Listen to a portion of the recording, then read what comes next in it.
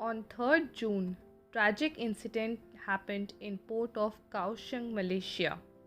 In broad daylight, a container ship MV Durban first collided with moored vessel Yongyang in the container yard of Yangming Marine Transport Corporation, then with the Gantry crane.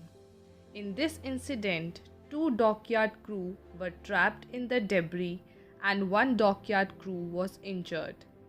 Few containers also got toppled and severely damaged. There was hue and cry in dockyard after this incident. Navigational negligence would have led to this tragic incident.